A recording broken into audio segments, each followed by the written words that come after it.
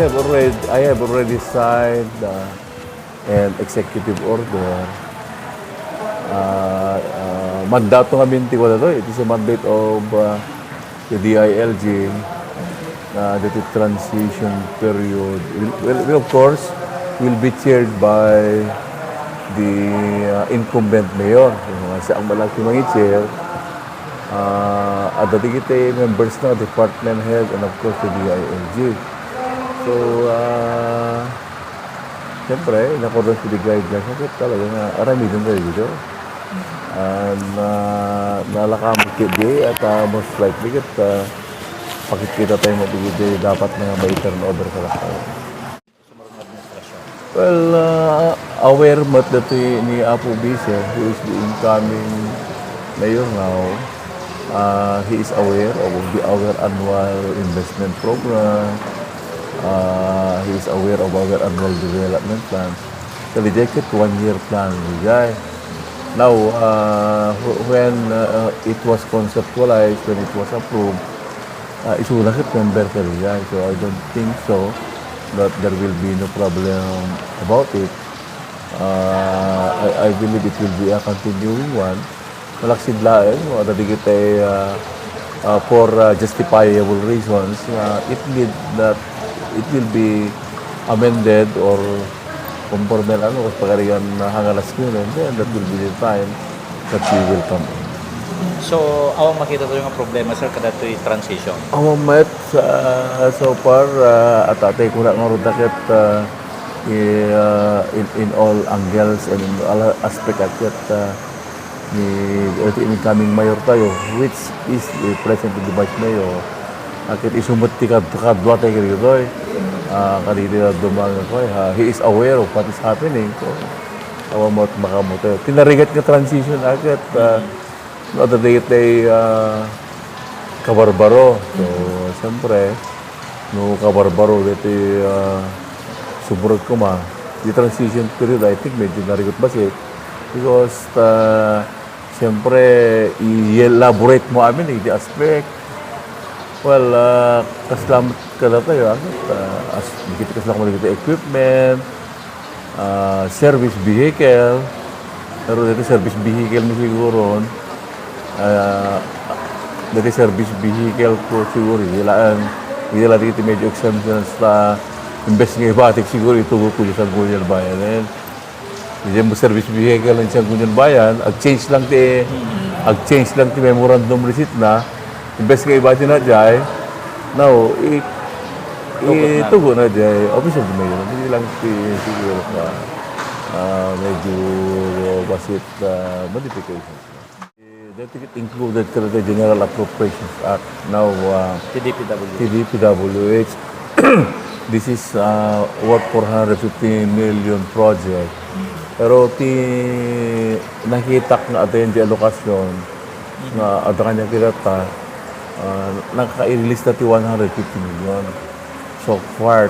Pero di kita market project si TDPWH, but it is a continuing program. So hopefully, barbaring mapabid na mutin. Kasi the administrative control kada iti project katagat it is the DPWH. I just don't know, DPWH Region 1 o DPWH 2nd District. NCR. Okay, so I'm hoping that gapot that we get included the General Appropriations Act. Kailangan kami nagiging problema, aware tayo mo amin at DJ panlaka-perma, dito GAA tayo. So, na-delay. Yeah. Tanong nasapsapa ko agad siguro nasapsapa ko may implementar dito. Kasi mula dito yung project, ito DPWH for the 1st and 2nd District. Some projects are na-bid earlier before the election ban. Na-award ako narugyan ako Pero na-bid, pero short of award and the notice to proceed.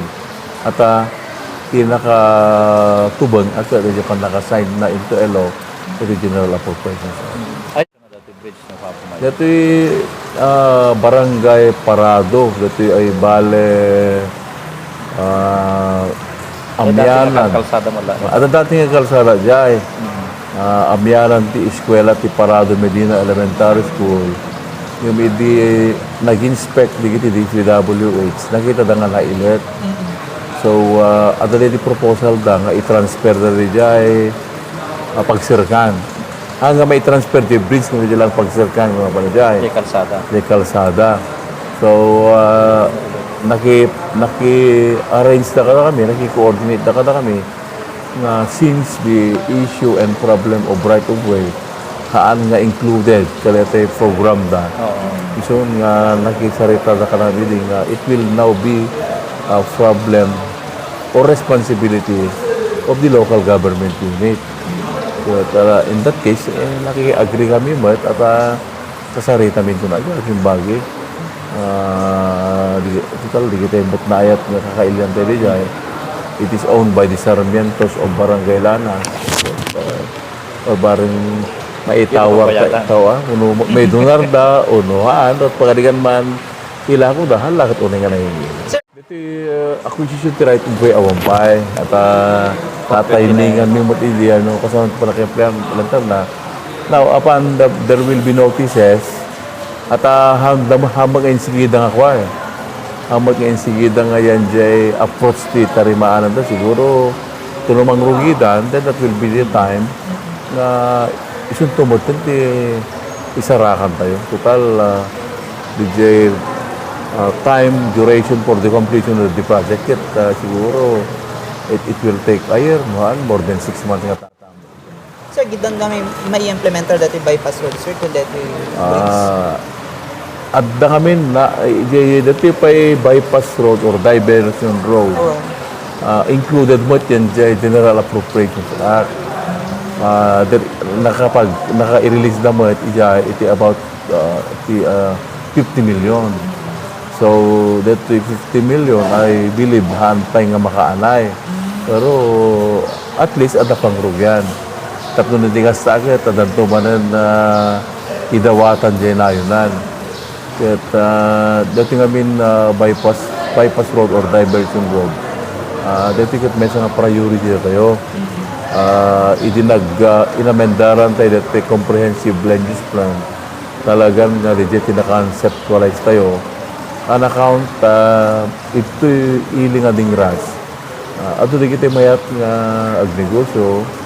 Ito di kita mayat nga ag-invest. But no kitaan tayo, awan ti pagdiswanan. Very limited space di poblasyon na yun. From Barangay Guerrero up to Barangay Peralta talagang awan puros ti makita tayong kagnanan. Now, tila ang solusyon na ako namin, masapol nga ikadakkel iti poblasyon in order to cater iti dadumang commercial needs, unuhaan, dakdakkel iti commercial opportunities nga maidot tayo kaligiti man umayat nga umaimat ag negosyo ti ili nga dingrat. So gapo ta ti amyanan awa kami makike-expand ita takarayan. So tila ang possibility na iti abagatan iti jay diversion road data kasi amo tayo mat no kalsada no umuna ada jay kalsada and then that will be the start of opportunities kaligang area.